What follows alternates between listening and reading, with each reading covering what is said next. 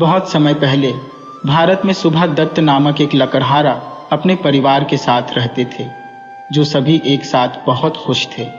पिता हर दिन अपने घर के पास जंगल में लकड़ी की आपूर्ति प्राप्त करने के लिए जाता था, जिसे वह अपने पड़ोसियों को बेचता था, जिससे वह काफ़ी कमाता था और अपनी पत्नी और बच्चों को वह सब देता था जिसकी उन्हें ज़रूरत थी। कभी कभी वह अपने 3 लड़कों को अपने साथ ले जाता था और फिर एक विशेष उपचार के रूप में उसकी 2 छोटी लड़कियों को साथ साथ घूमने की अनुमति दी गई थी। लड़कों को खुद के लिए लकड़ी काटने की अनुमति देने की लालसा थी और उनके पिता ने उन्हें बताया कि जैसे ही वे बूढ़े हो जाएंगे वह उनमें से प्रत्येक को अपनी खुद की कुल्हाड़ी देगा। सुभा दत्ता के साथ लंबे समय तक सब ठीक रहा। लड़कों में से प्रत्येक की अपनी छोटी कुल्हाड़ी थी और प्रत्येक लड़कियों के पास टहनियाँ काटने के लिए कैंची की एक छोटी जोड़ी थी। और उन सभी को बहुत गर्व हुआ जब वे घर में उपयोग करने के लिए अपनी माँ के लिए कुछ लकड़ी घर लाए।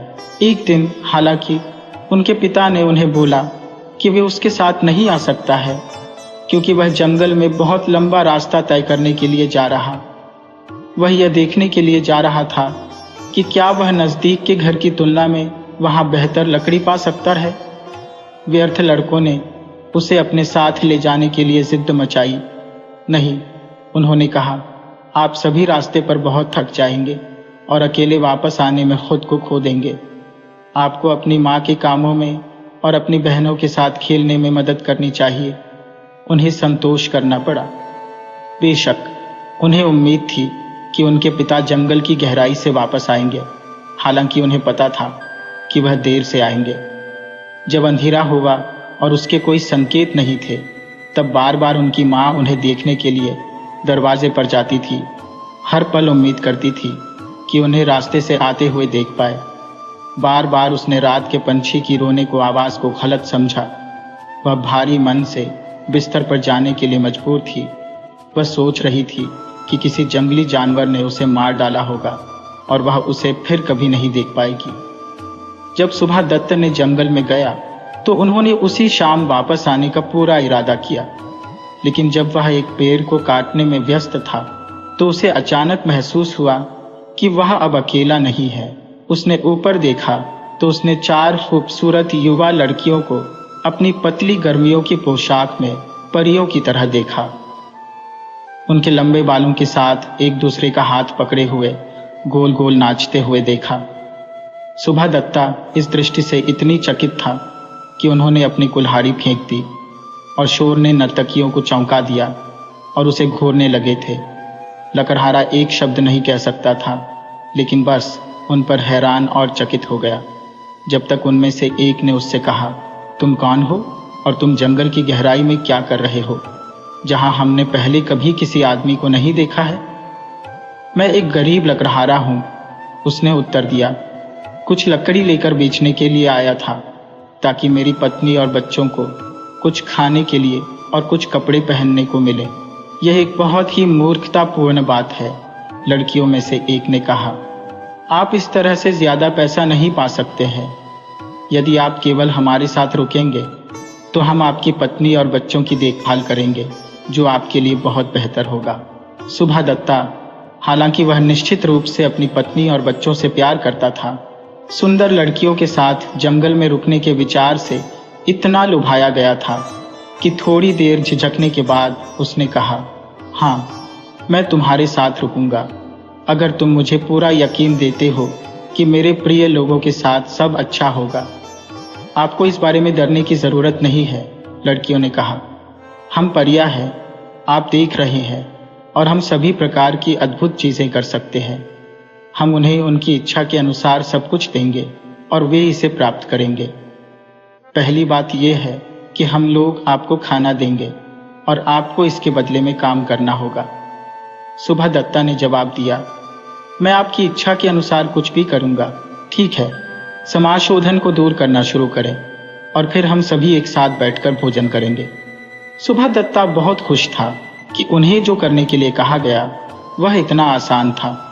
वह एक पेड़ से एक शाखा काटकर शुरू हुआ और इसके साथ वह भोजन कक्ष में जो कुछ था उसे देखने गया। फिर उसने रसोई में दाल चावल ढूंढे, लेकिन वह एक पेड़ की छांव में खड़े एक बड़े बड़े घड़े के अलावा कुछ भी नहीं देख पाया, जिसकी शाखाएं समाज शोधन की ओर थी। तो उन्होंने परियों में से एक से कहा, क्या तुम मुझे दिखाओगे कि भोजन कहाँ है, और वास्तव में तुम लोग रसोई को कहाँ स्थापित करना चाहोगे? इन सवालों पर सभी परियां हंसने लगी, और उनकी हंसी की आवाज कई घंटियों की थाप की तरह थी। बेचारा सुबह दत्त, जो बहुत थका हुआ और भूखा था, वह दुखी रहने लगा और वह सीधे घर जाने का कामना करने लगा। वह अपनी कुल्हाड़ी लेने के लिए झुका और उसके साथ बस पलटने ही वाला था जब परियों ने अपने पागल भंवर को रोका और उसे रोकने के लिए चिल्लाई। इसलिए उसने इंतजार किया और उनमें से एक ने कहा, हमें इसे प्राप्त करने और इसके बारे में परेशान होने की जरूरत नहीं है। आप उस बड़े घड़े को देख रही हैं। हम अपना सारा भोजन और बाकी सब कुछ जो हम चाहते हैं उससे प्राप्त करते हैं। हमें बस इच्छा होती है कि हम अपना हाथ अंदर डालें और हमें वह भोजन मिलेगा जो हम पहले करना चाहते हैं, और फिर हम आपको बताएंगे कि हम क्या चाहते हैं। जिसे सुनकर सुबह दत्ता को शायद ही अपने कानों पर यकीन हो। नीचे उसने अपनी कुल्हाड़ी फेंक दी और घड़े में हाथ डालने के लिए जल्दबाजी की। वह उस भोजन की इच्छा कर रहा था जो उसे पसंद थी। उन्हें करी चावल और दूध, दाल, फल और सब्जियां बहुत पसंद थी, और बहुत जल्द ही उसके पास जमीन पर भोजन फैला हुआ था।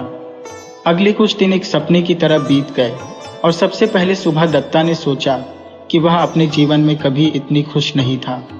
परियों ने अक्सर उसे अकेला छोड़कर एक साथ चले जाया करते थे, और वे केवल उस वक्त आते जब उन्हें घरे से कुछ चाहिए होता था। लकड़हारे को हर तरह की चीजें मिली जो वह खुद के लिए चाहता था, लेकिन वर्तमान में वह चाहता था कि उसकी पत्नी और बच्चे उसके साथ बढ़िया भोजन करें। वह उन्हें बहुत याद करने लगा और वह अपने काम से भी चूक गया। कभी कभी उसे लगता था कि जब परियां दूर होंगी तो वह जंगल से निकल जाएगा, लेकिन जब उसने घड़े को देखा तो वह उसे छोड़ने के बारे में नहीं सोच सका। जल्द ही सुबह दत्ता अपने बीवी और बच्चों के बारे में सोचने के बाद अच्छी तरह से सो नहीं पाता था। मान लीजिए कि जब उसके पास खाने के लिए बहुत कुछ हुआ करता है तब वे भूखे सोते होंगे।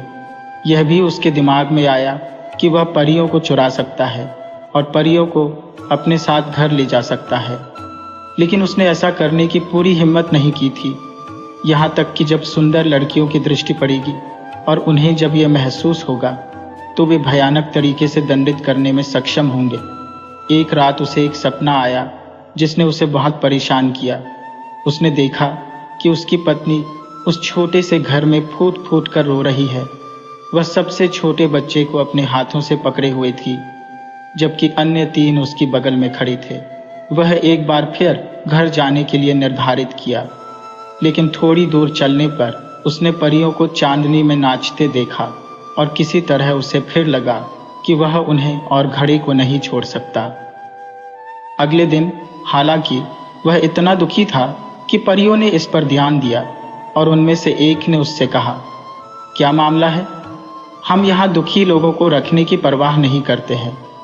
यदि आप जीवन का आनंद नहीं उठा सकते हैं तो तुम घर जाओ, बेहतर होगा। सुबह दत्ता बहुत भयभीत हो गया था, इसलिए उसने उन्हें अपने सपने के बारे में बताया, और उसे डर था कि उसकी परिवार पैसे के लिए भूखे मर रहे थे। उनके बारे में चिंता मत करो, उत्तर था। हम आपकी पत्नी को बताएंगे कि आप क्यों दूर रहते हैं। जब वह सो रही होंगी तो हम उसके कान में फुसफुसाएंगे और वह आपकी खुशी के बारे में सोचकर बहुत खुश होगी। बाकी तुम अपनी परेशानियों को भूल जाओ। सुबह दत्ता परियों की सहानुभूति से बहुत खुश था। वह कुछ समय के लिए उनके साथ रुकने का फैसला किया। वह बेचैन महसूस कर रहा था, लेकिन पूरे समय सुखद रूप से बीता और घड़ा उसके लिए एक दैनिक खुशी थी। इस बीच उनकी गरीब पत्नी अपने प्यारे बच्चों को कैसे खाना खिलाती थी। 2 लड़के बहादुर थे। वह वास्तव में निराशा में थे जब उनके पिता वापस नहीं आए और उन्हें खोजने के उनके सभी प्रयास व्यर्थ हो गए। इन लड़कों ने अपनी माँ की मदद करने का काम किया। वे पेड़ों को नहीं काट सकते थे, लेकिन वे उन पर चढ़ सकते थे और अपनी कुल्हाड़ियों से छोटी शाखाओं को काट सकते थे। और उन्होंने यही किया और उन्हें अपने पड़ोसियों को बेचा। इन पड़ोसियों को उनके द्वारा दिखाए गए साहस छू गया और न केवल उन्हें लकड़ी के लिए अच्छी तरह से भुगतान किया था, बल्कि अक्सर उन्हें दूध और चावल और अन्य छोटी चीज़ें से उन्हें मदद किया। समय के साथ वे वास्तव में सुभा दत्ता के बिना रहने के अभ्यस्त हो गए और छोटी लड़कियां लगभग उनके बारे में भूल गईं। जंगल की गहराई में सुभा दत्ता का 1 महीना परियों का इंतजार करते हुए शांति से बीता और हर दिन वह अधिक स्वार्थी होते हुए खुद का आनंद लेने पर आमादा हो गया। फिर उनका एक और सपना था जिसमें उन्होंने अपनी पत्नी और बच्चों को पुराने घर में खूब खाना खाते हुए देखा और जाहिर तौर पर उनके बिना इतने खुश थे कि उन्हें देखना बहुत ही अच्छा लगा। जब वह उठा तो उसने परियों से कहा, मैं अब तुम्हारे साथ नहीं रुकूंगा। मेरे पास यहाँ अच्छा समय है, लेकिन मैं अपने लोगों से दूर इस जीवन से थक गया हूँ। परियों ने देखा कि वह इस समय परेशान सचमुच में था, इसलिए उन्होंने उसे जाने देने के लिए सहमति दी। लेकिन वे दयालु लोग थे और उन्हें लगा कि उन्हें उनके लिए किसी तरह से भुगतान करना चाहिए। उन्होंने एक साथ परामर्श किया और फिर उनमें से एक ने उनसे कहा कि वे जाने से पहले वह कुछ भी वे मांगता है वे उसे दे देंगे। लकड़हारे ने सुना कि वह कुछ भी मांग सकता है। उसने रोते हुए कहा, मेरे पास जादू का पिटारा होगा। आप बस कल्पना कर सकते हैं कि परियों को इससे क्या झटका लगा। आप निश्चित रूप से जानते हैं कि परियां हमेशा अपनी बात रखती है। यदि वे सुभा दत्ता को कुछ और चुनने के लिए राजी नहीं कर सकती तो उन्हें अपना प्रिय, अपना कीमती घड़ा देना होगा और फिर उन्हें अपने लिए भोजन की तलाश करनी पड़ेगी। वे सभी पूरी कोशिश कर रहे थे कि वे लकड़हारे को कुछ और चुनने के लिए मना सके। वे उसे अपने गुप्त खजाना घर में ले गए, यहाँ तक कि वह प्रवेश द्वार जहाँ कभी किसी नश्वर को देखने की अनुमति नहीं थी। उन्होंने रास्ता शुरू होने से पहले सुभा दत्ता की आंखों पर पट्टी बांध दी ताकि वह कभी भी रास्ता न देख सके, और उनमें से एक ने उसे हाथ से नेतृत्व किया। उसे बताया कि पेड़ से नीचे जाने वाले कदम कहाँ से शुरू होते हैं। जब आखिर में उसकी आंखों से पट्टी खींची गई तो उसने अपने आप को एक बुलंद हॉल में पाया जहाँ छत के रास्ते एक दरवाज़ा खुला था जिसके माध्यम से रोशनी आ रही थी। फर्श पर ढेर सोने और चांदी के पैसे के बहुत सारे पत्थर थे और दीवारों पर सुंदर वस्त्र लटके हुए थे। सुभा दत्ता देखकर काफी चकित था, लेकिन वह केवल एक अज्ञानी लकड़हारा था और उसे गहने और कपड़े के मूल्य का एहसास नहीं था। इसलिए जब परियों ने उससे कहा, तुम यहाँ कुछ भी चुनो और हमें अपना घड़ा रखने दो, उसने अपना सिर हिलाया और कहा, नहीं नहीं नहीं, मेरे पास घड़ा होगा। एक के बाद एक परी ने मानिक और हीरे और अन्य कीमती पत्थरों को उठाया और उन्हें प्रकाश में रखा कि लकड़हारे देख सके कि वे कितने प्यारे थे। नहीं, घड़ा घड़ा, उसने कहा, और आखिर में उन्हें इसे छोड़ना पड़ा। उन्होंने उसकी आंखों को फिर से बांधा और उसे वापस समाशोधन और घड़ी के पास ले गए। यहाँ तक कि जब वे सभी फिर से समाशोधन में थे तो परियों ने अपने घड़े को रखने की उम्मीद नहीं छोड़ी। इस बार उन्होंने अन्य कारण बताए कि क्यों घड़ा सुभा दत्ता के पास नहीं होना चाहिए। यह बहुत आसानी से टूट जाएगा और फिर यह आपके या किसी और के लिए अच्छा नहीं होगा। लेकिन अगर आप कुछ पैसे लेते हो तो आप अपनी पसंद से कुछ भी खरीद सकते हैं। यदि आप गहने लेते हैं तो आप उन्हें बेचकर बहुत सारे पैसे जमा कर सकते हैं। नहीं नहीं नहीं, लकड़हारा रोया। घड़ा घड़ा, मेरे पास घड़ा होगा, फिर घड़े को बहुत अच्छी तरह से ले लो, उन्होंने दुखी होकर जवाब दिया, और हमें अपना चेहरा फिर कभी नहीं दिखाना। इसलिए सुभा दत्ता ने बहुत सावधानी से घड़े को ले लिया, ऐसा ना हो कि वह उसे गिरा दे और घर जाने से पहले उसे तोड़ दे। उसने यह बिल्कुल नहीं सोचा कि इसे परियों से दूर ले कितना क्रूर है और उन्हें भूखा छोड़कर अपने लिए भोजन मांगना। परियों ने उसे तब तक देखा जब तक कि वह दृष्टि से बाहर नहीं हो गया और फिर वे रोने लगी। उनमें से एक ने कहा, वह ऐसा सोचने के लिए बहुत स्वार्थी था। दूसरे ने कहा, आओ हम सब उसके बारे में भूल जाए और कुछ फल की तलाश करें। इसलिए वे सभी रोना धोना छोड़कर चले गए। परियों को खाने के लिए बहुत कुछ नहीं चाहिए, वे फल और ओस पर रह सकते हैं, और उन्होंने कभी भी उन्हें लंबे समय तक उदास नहीं रहने दिया। वे अब इस कहानी से बाहर निकलते हैं, लेकिन आपको उनके बारे में दुखी होने की जरूरत नहीं है, और आप बहुत आश्वस्त हो सकते हैं कि उन्हें घरे को लेने देने में उनकी उदारता से सुभा दत्ता को कोई वास्तविक नुकसान नहीं पहुंचा।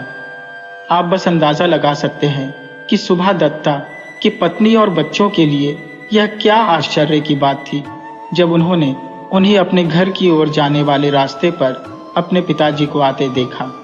वह अपने साथ घड़ा नहीं लाया, बल्कि अपनी कुटिया के पास लकड़ी के एक खोखले पेड़ में छिपा दिया था, क्योंकि उन्हें यह जानने का कोई मतलब नहीं था कि घड़ा उसके पास है। उसने अपनी पत्नी से कहा कि वह जंगल में अपना रास्ता खो चुका था और उसे डर था कि वह अपने बच्चों को फिर कभी नहीं देखेगा, लेकिन उसने परियों के बारे में कुछ नहीं कहा। जब उनकी पत्नी ने उनसे पूछा कि उन्हें भोजन कैसे मिला, तो उन्होंने अपने द्वारा पाए गए फलों के बारे में एक लंबी कहानी बताई, और उन्हें विश्वास था कि उन्होंने जो कुछ कहा था वह बात सच थी। जब छोटी लड़कियों को अपने पिता के लिए एक अच्छा भोजन प्राप्त करने में मदद करने के लिए कहा, तो सुभा दत्ता ने कहा, ओह, इस बारे में उन्हें परेशान मत करो, मैं अपने साथ कुछ वापस लेकर आया हूँ। मैं इसे लेकर आता हूँ, लेकिन कोई भी मेरे पीछे नहीं आएगा। सुभा दत्ता की पत्नी इस पर बुरी तरह निराश थी, क्योंकि वह अपने पति से इतना प्यार करती थी कि उसके लिए काम करना उसके लिए खुशी की बात थी। बच्चे भी अपने पिता के साथ जाना चाहते थे, लेकिन उन्होंने उन्हें रुकने का आदेश दिया।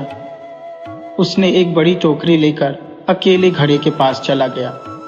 बहुत जल्द वह फिर से अपनी टोकरी के साथ वापस आ गया, जिसमें सभी तरह की अच्छी चीजें थीं, जिनमें से बहुत से नामों का उसकी पत्नी और बच्चों को पता भी नहीं था। इसमें वे फल हैं जो जंगल से लाया गया है।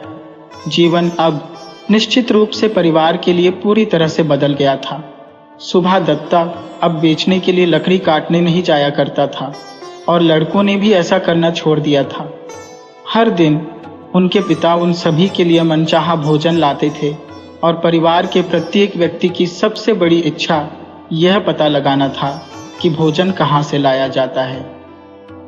वे सुभा दत्ता का पीछा करने से डरते थे। जल्द ही घर की खुशियों को बिगाड़ने लगी। जिन बच्चों के पास अब एक दूसरे से झगड़ा करने के लिए कुछ नहीं था, उनकी मां दुखी हो गई, और आखिर में सुभा दत्ता यह बताने का फैसला किया, क्योंकि जब तक वह उसे यह नहीं बताएगा कि खाना कहाँ से आया, उसकी पत्नी उससे दूर चली जाती और अपनी छोटी लड़कियों को अपने साथ ले जाती। लेकिन जल्द ही फिर से सब कुछ बदलने के लिए कुछ हुआ। बेशक पड़ोसियों, जिन्होंने लड़कों से ईंधन खरीदा था और उन्हें फल और चावल देकर उनकी मदद की, उनके पिता की वापसी के बारे में सुने और उनके बहुत से अद्भुत बदलाव देखे। अब पूरे परिवार के पास हर दिन खाने के लिए बहुत कुछ था। हालांकि परिवार में से कोई भी नहीं जानता था कि यह सब कहाँ से आया है। सुभा दत्ता को यह दिखाने का बहुत शौक था कि वह क्या खाता है, और कभी कभी अपने पुराने दोस्तों को अपने साथ भोजन करने के लिए बुलाया करता है। जब वे पहुंचे तो उन्हें जमीन पर फैली सभी प्रकार की अच्छी चीजें और सुंदर बोतलों में विभिन्न प्रकार की मदिराएं मिली। यह कुछ महीनों के लिए चला।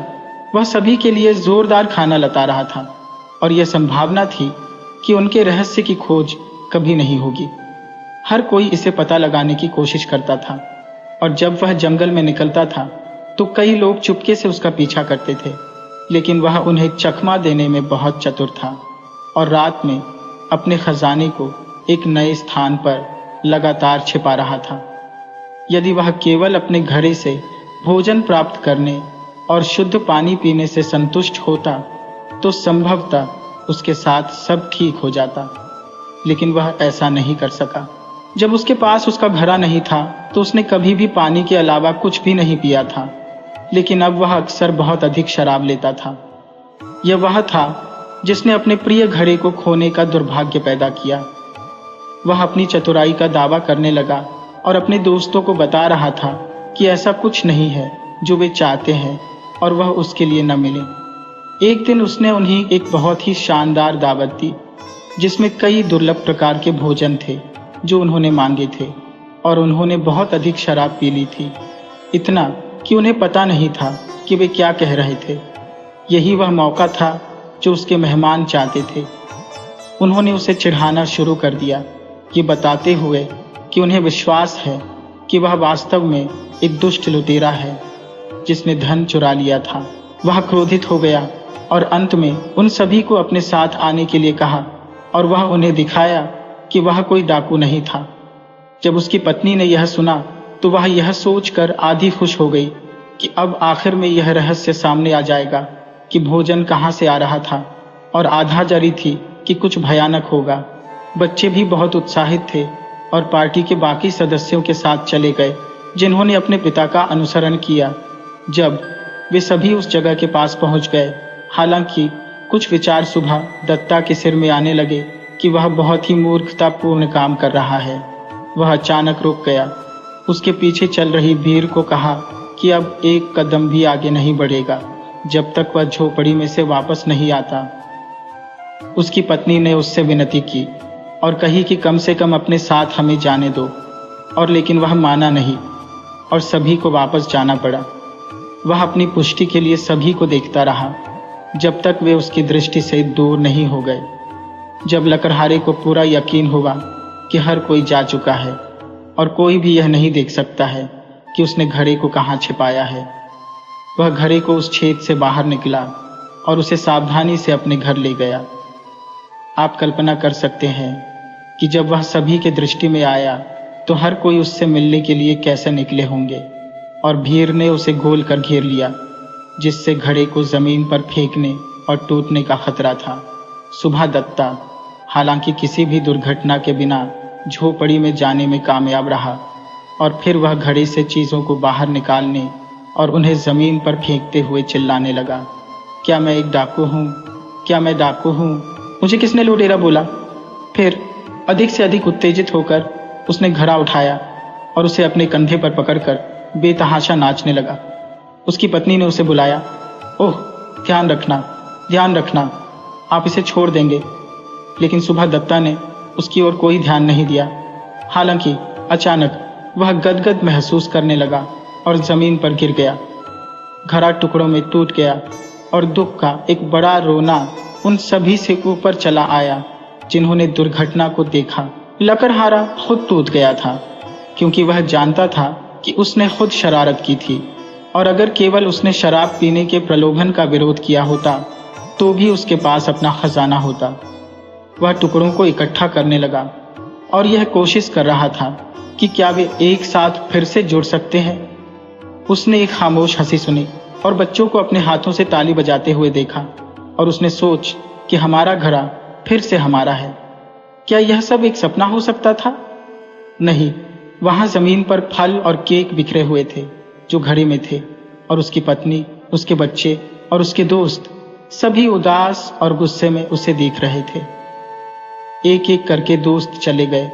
सुबह दत्ता अपने परिवार के साथ अकेला रह गया। यह जादुई घड़े की कहानी का अंत है, लेकिन यह सुबह दत्ता और उनके परिवार के जीवन में एक नए अध्याय की शुरुआत थी।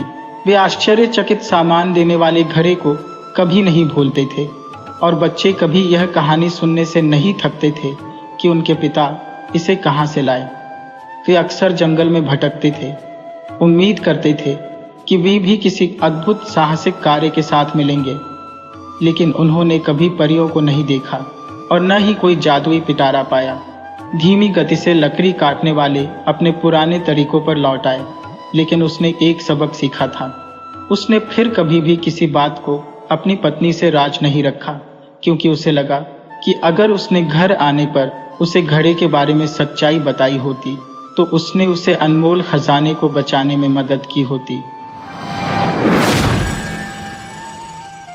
एक बारात लंदौर बाजार रोड के साथ साथ अपने रास्ते पर घूम रही थी। सबसे पहले ढोल, तुरही और झांझ की गूंज के साथ बैंड आया। उसके बाद सड़क पर गाते व नाचते हुए दूल्हे के मित्र और उसके बाद सफ़ेद टट्टू पर बैठा दूल्हा स्वयं आया, जो विवाह की पोशाक में बहुत ही सजीला और सुंदर लग रहा था। वे वधू के घर, जहां समारोह होना था, और साक्षी निराश थी कि वह वधू को न हो देख सकी, क्योंकि वह जानना चाहती थी कि वह कैसी दिखती थी और उसने क्या पहना था। शशि, अनिल, मधु और विजय जावेद खान की दुकान की सीढ़ियों पर बैठे हुए बारात का गुजरना देख रहे थे। जल्दी ही कमल भी उनमें शामिल हो गया, जो वैवाहिक अतिथियों के पीछे टहलता हुआ यहाँ आया था। वहां बाहर ठंड में क्यों बैठे हो? अपनी मंद रोशनी वाली दुकान के अंदर से जावेद खान ने कहा। अंदर आ जाओ और आग के पास बैठो। मैं तुम्हें एक सबसे असाधारण शादी का एक किस्सा सुनाऊंगा, जो मेरी वादी में कई साल पहले हुई थी। बहुत बहुत पहले एक राजा था जिसके 7 पुत्र थे। वे सब के सब बहादुर, सुंदर और चतुर थे। वृद्ध राजा सबको बराबर प्यार करता था और राजकुमार एक सी पोशाक पहनते थे तथा उन्हें समान भत्ते मिलते थे। जब वे बड़े हुए तो उन्हें अलग अलग महल दिए गए, लेकिन महल एक जैसे बनाए गए थे और उनकी साज सज्जा भी एक जैसी की गई थी। और अगर तुमने एक महल देख लिया था तो समझो सारे महल देख लिए थे। जब राजकुमारों की विवाह योग्य उम्र हुई तो राजा ने एक समान सुंदरता और प्रतिभा वाली 7 वधुएं खोजने के लिए सारे देश में अपने राजदूत भेजे। राजा के संदेश वाहकों ने हर जगह की यात्रा की, कई राजकुमारियां देखी, लेकिन 7 उपयुक्त वधुएं नहीं ढूंढ सके। जे लौटकर राजा के पास आए और अपनी विफलता के बारे में राजा को बताया। अब तो राजा इतना निराश और दुखी हो गया कि उसके मंत्री ने फैसला किया कि इस समस्या को हल करने के लिए कुछ न कुछ तो करना ही पड़ेगा। उसने कहा, महाराज, इतने मायूस न हो। निश्चय ही आपके 7 पुत्रों जैसी मुकम्मल 7 वधुएं खोजना असंभव है। हमें किस्मत पर भरोसा करना चाहिए और फिर शायद हमें सही वधुएं मिल जाएंगी। मंत्री ने एक योजना के बारे में सोचा था और राजकुमारों को इसके लिए सहमत कर लिया था। उनको किले की सबसे ऊंची बुर्ज पर ले जाया गया, जहां से पूरे शहर के साथ ही आसपास का ग्रामीण क्षेत्र भी दिखाई देता था। राजकुमारों के सामने 7 धनुष और 7 तीर रखे गए थे और उनसे जिस दिशा में वे चाहें उस दिशा में तीर छोड़ने के लिए कहा गया। प्रत्येक राजकुमार ने उस लड़की से विवाह करने की सहमति दी थी जिसके घर पर उसका तीर जाकर गिरेगा, चाहे वह किसी राजकुमार की लड़की हो या किसी किसान की। राजकुमारों ने धनुष उठाए और अलग अलग दिशाओं में तीर छोड़े। सबसे छोटे राजकुमार को छोड़कर सभी राजकुमारों के तीर प्रसिद्ध और अत्यंत प्रतिष्ठित परिवारों के घरों पर जाकर गिरे थे, लेकिन सबसे छोटे राजकुमार द्वारा छोड़ा गया तीर शहर की सीमा से बाहर चला गया था और दृष्टि से ओझल हो गया था। नौकर तीर की तलाश में सभी दिशाओं में दौड़ पड़े और एक लंबी खोज के बाद उसे एक बहुत बड़े बरगद के पेड़ की शाखा में गड़ा हुआ पाया गया, जिसके ऊपर एक बंदरिया बैठी थी। एक बंदरिया? बच्चों ने आश्चर्य से कहा। क्या राजकुमार ने बंदरिया से शादी की? अनिल ने पूछा। जावेद खान ने जवाब नहीं दिया, लेकिन हुक्के का एक लंबा ताजगी देने वाला कश खींचा और अपने श्रोताओं के ध्यान केंद्रण के दबने का इंतजार करने लगा। जावेद खान ने किस्सा जारी रखते हुए कहा, राजा को बहुत पछतावा हुआ जब उसे पता चला कि उसके सबसे छोटे राजकुमार के तीर ने ऐसा दुर्भाग्यशाली निशाना लगाया है। राजा और उसके दरबारी एवं मंत्रियों ने एक त्वरित बैठक की और फैसला किया कि सबसे छोटे राजकुमार को तीर के साथ एक और अवसर दिया जाना चाहिए। लेकिन हर किसी को चकित करते हुए राजकुमार ने दूसरा अवसर लेने से इनकार कर दिया। मैं शिकायत नहीं करता, उसने कहा। मेरे भाइयों को अच्छी और सुंदर पत्नियां मिली हैं और यह उनका सौभाग्य है, लेकिन मुझे वह कसम तोड़ने को मत कहो जो मैंने तीर चलाने से पहले ली थी। मैं जानता हूं कि मैं बंदरिया से विवाह नहीं कर सकता, लेकिन चूंकि मैं नहीं कर सकता इसलिए मैं किसी से भी विवाह नहीं करूंगा। इसकी बजाय मैं बंदरिया को घर ले आऊंगा और एक पालतू की तरह से उसकी देखभाल करूंगा। और सबसे छोटा राजकुमार शहर से बाहर गया और बंदरिया को घर ले आया। 6 भाग्यशाली राजकुमारों के खूब धूमधाम से विवाह हुए। शहर में प्रकाश और आतिशबाजी से जश्न मनाया और सड़कों पर संगीत एवं नृत्य हुए। लोगों ने अपने घरों को आम और केले के पत्तों से सजाया था। पूरे शहर में खुशी का माहौल था, सिवाय सबसे छोटे राजकुमार के घर के, जो बहुत अकेला और दुखी था। उसने अपनी बंदरिया के गले में हीरे का एक पट्टा डाला था और उसे मखमल की गद्दी वाली एक कुर्सी पर बिठाया था। राजकुमार ने कहा, ए बंदरिया, आज इस खुशी के दिन तुम भी उतनी ही अकेली हो जितना मैं हूं, लेकिन मैं यहाँ तुम्हारे ठहराव को खुशियों से भर दूंगा। क्या तुम्हें भूख लगी है? और उसने स्वादिष्ट आमों का एक कटोरा उसके सामने रख दिया तथा उसे उन्हें खाने के लिए राजी कर लिया। वह बंदरिया से बातें करने लगा और अधिकतर समय उसके साथ बिताने लगा। कुछ लोगों ने उसे मूर्ख या जिदोदी कहा, दूसरे सोचते थे कि वह थोड़ा सा पागल है। राजा ने अपने मंत्रियों और बेटों के साथ स्थिति पर चर्चा की और राजकुमार को फिर से होश में लाने और किसी उपयुक्त परिवार में उसका विवाह करने के लिए कोई न कोई रास्ता निकालने का निर्णय किया। लेकिन सबसे छोटे राजकुमार ने अपने पिता, भाइयों और मित्रों की सलाह व मनोहारों को सुनने से इनकार कर दिया। मैंने वचन दिया था, उसने उत्तर दिया, और मेरा वचन पहाड़ की तरह अटल है। महीनों गुजर गए पर राजकुमार ने अपना मन नहीं बदला। इसके बजाय ऐसा लगने लगा कि उसका बंदरिया के प्रति लगाव अधिक बढ़ गया था और उसे अक्सर महल के बागों में बंदरिया के साथ टहलते हुए देखा जाता था। अंत में राजा ने 7 राजकुमारों की एक बैठक बुलाई और कहा, मेरे बेटो, मैंने तुम्हें जीवन में खुशी खुशी व्यवस्थित होते देखा है। यहाँ तक कि तुम भी, मेरे सबसे छोटे बेटे, अपनी अजीब साथी के साथ खुश दिखाई देते हो। एक पिता की खुशी अपने बेटे बेटियों की खुशी में होती है। इसलिए मैं अपनी बहुओं से मिलना चाहता हूँ और उनको उपहार देना चाहता हूँ। सबसे बड़े बेटे ने तुरंत अपने पिता को अपने घर भोजन पर निमंत्रित कर दिया और दूसरों ने भी निमंत्रण को दोहरा दिया। राजा ने सबसे छोटे बेटे के निमंत्रण सहित सबके निमंत्रणों को स्वीकार कर लिया। स्वागत बहुत भव्य हुए और राजा ने अपनी वधुओं को कीमती जवाहरात एवं महंगी पोशाकें उपहार में दी। अंत में राजा का स्वागत करने की सबसे छोटे बेटे की बारी आई। सबसे छोटा राजकुमार बहुत परेशान हुआ। वह उस घर में अपने पिता को कैसे आमंत्रित कर सकता था जिसमें वह एक बंदरिया के साथ रहता था। वह जानता था कि उसकी बंदरिया इलाके की अनेक बड़ी बड़ी महिलाओं से अधिक सौम्य और प्रिय है, और वह इस बात पर दृढ़ था कि वह उसे छुपाएगा नहीं, जैसे वह कोई शर्मिंदा होने वाली चीज हो। बाग में उसके साथ टहलते हुए उसने कहा, मुझे अब क्या करना चाहिए मेरी दोस्त? काश परेशानी की घड़ी में मुझे आराम राहत देने के लिए तुम्हारे पास जुबान होती। मेरे सभी भाइयों ने मेरे पिता को अपने घर और अपनी पत्नियां दिखाई है। मैं जब तुम्हें उनके सामने प्रस्तुत करूंगा तो सब मेरा मजाक उड़ाएंगे।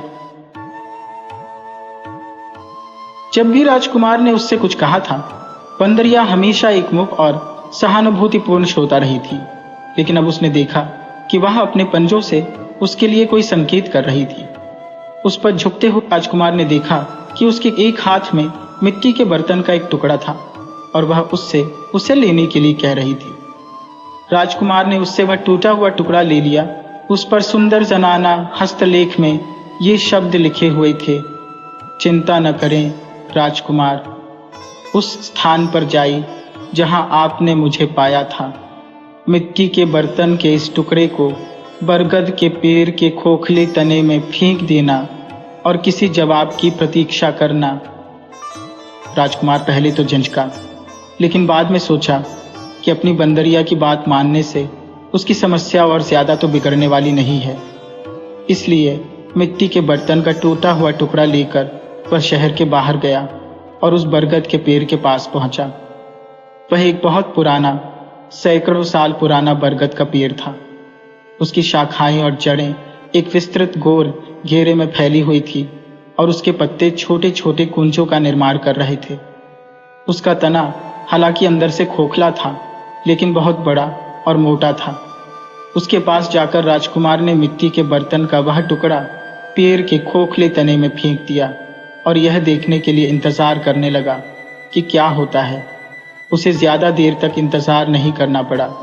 कुछ ही पलों के बाद हरे रंग की पोशाक पहने एक सुंदर लड़की तने से निकलकर बाहर आई और राजकुमार से अपने पीछे आने के लिए कहा कि उसने राजकुमार को बताया कि उसकी राजकुमारी परियों की रानी उससे व्यक्तिगत रूप में मिलना चाहती थी।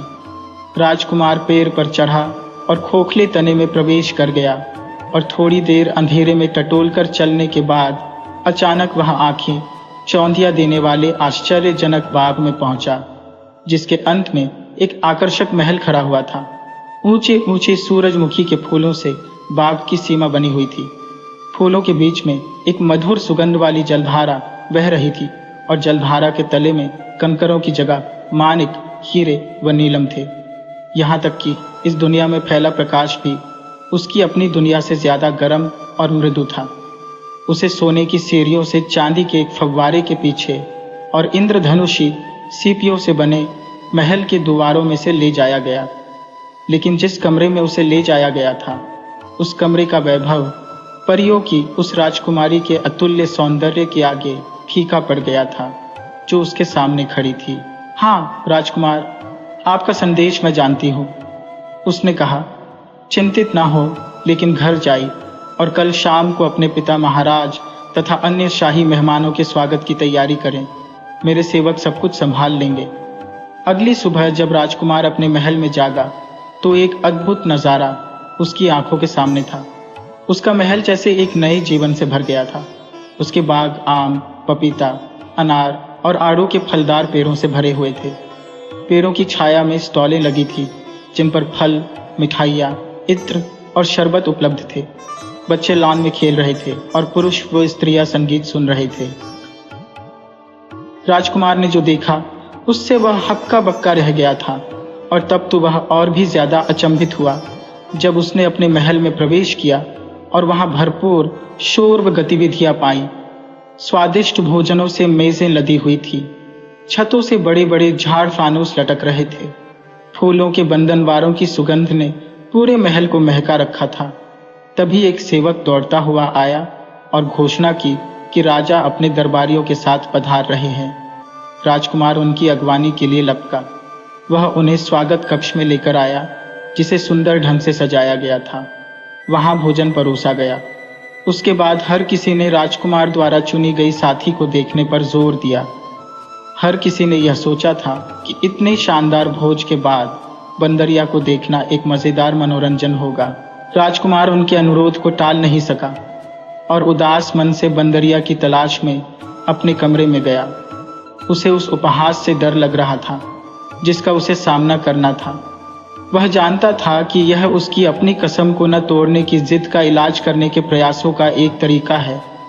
राजकुमार ने अपने कमरे का दरवाजा खोला और प्रकाश की चौंध से लगभग अंधा ही हो गया था।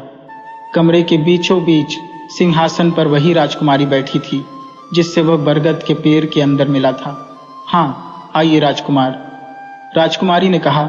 क्योंकि मैंने आपको पिछली बार अपने महल में देखा था, तब से मैं आपके सिवाय कुछ भी नहीं सोच सकी हूँ।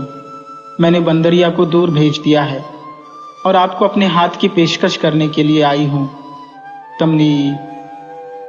यह सुनकर कि उसकी पालतू बंदरिया चली गई है, उसके आंसू फूट पड़े और उसने गुस्से में कहा, ये तुमने क्या कर दिया है?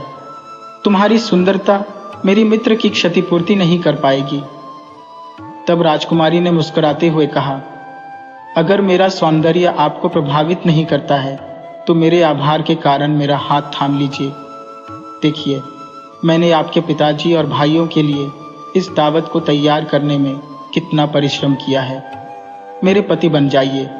दुनिया की सारी दौलत और खुशियां आपके कदमों में होंगी। राजकुमार क्रोधित था। मैंने इस सब के लिए तुमसे कभी नहीं कहा था और न ही मैं यह जानता हूं कि मुझे मेरी बंदरिया से महरूम करने के पीछे क्या चाल है। उसे मेरे पास वापस लाओ, मैं तुम्हारा दास बन जाऊंगा। एक फिर राजकुमारी ने सिंहासन छोड़ दिया और राजकुमार का हाथ पकड़कर बड़े प्रेम और सम्मान के साथ उससे बोली, आप मुझ में अपनी मित्र और साथी को देखिए। मैंने आपके विश्वास और निष्ठा की परीक्षा लेने के लिए ही बंदरिया का रूप रखा था। देखिए, मेरी बंदरिया की खाल उस कोने में पड़ी है। राजकुमार ने देखा कि कमरे के एक कोने में बंदरिया की खाल पड़ी हुई थी। वह और राजकुमारी दोनों सिंहासन पर बैठे, और जब राजकुमारी ने कहा, उठो उठो उठो, तभी सिंहासन हवा में ऊपर उठा और तैरता हुआ उस हॉल में पहुंचा जहां अतिथि एकत्र हुए थे। राजकुमार ने राजकुमारी को अपने पिता के सामने प्रस्तुत किया। तुम राजा और अतिथियों के आश्चर्य का अनुमान लगा सकते हो, जो वहां मेजबान के रूप में एक बंदरिया को देखने के लिए आए थे। राजा ने अपनी नई पुत्र वधू को अनेक उपहार दिए और जल्दी ही पूरे इलाके में लोग राजकुमार और उसकी सुंदर रानी की प्रशंसा करने लगे। लेकिन ऐसे शानदार लोगों की खुशी का वर्णन करने वाला मैं कौन होता हूँ।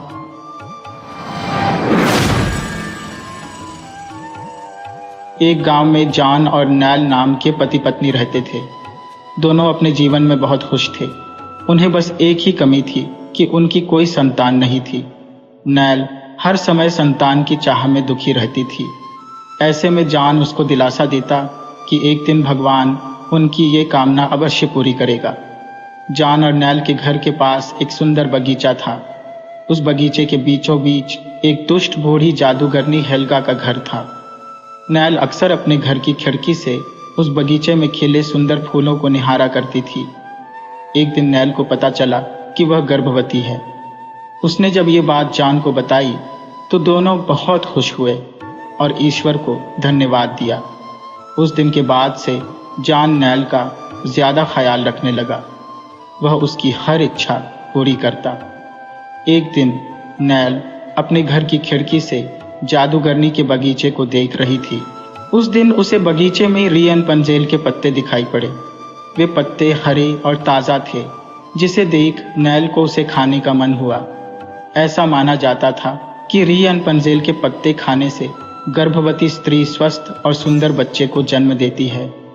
नैल ने अपनी इच्छा जॉन को बताई और उसे उस बगीचे से रियन पंजेल के पत्ते तोड़कर लाने को कहा। जादूगरनी के डर से पहले तो जॉन हिचका, किंतु वह अपनी पत्नी की बात टाल न सका। जॉन उस बगीचे में घुस गया, किंतु जैसे ही उसने रियन पंजेल के पत्ते तोड़े, बूढ़ी जादूगरनी हेल्गा उसके सामने आ गई। वह उस पर बहुत क्रोधित थी। जॉन उसके सामने गिड़गिड़ाने लगा।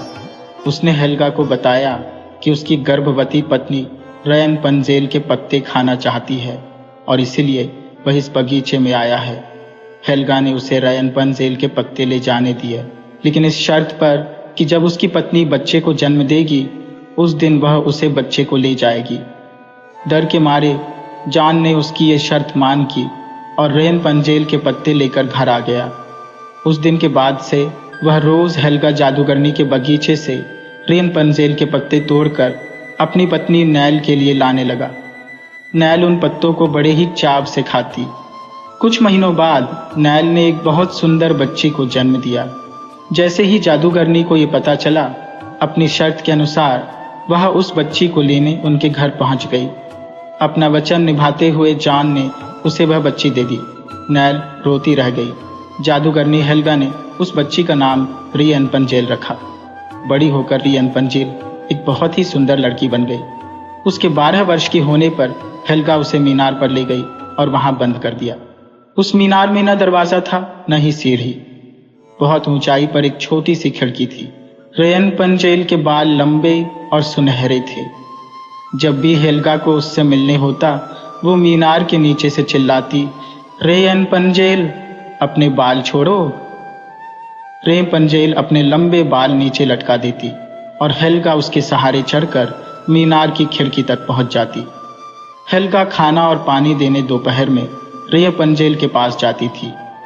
बाकी समय रियन पंजेल मीनार में अकेली रहती थी। रियन पंजेल को उस मीनार में रहते हुए कई साल बीत गए। मीनार में बंद रहकर वह बहुत दुखी थी।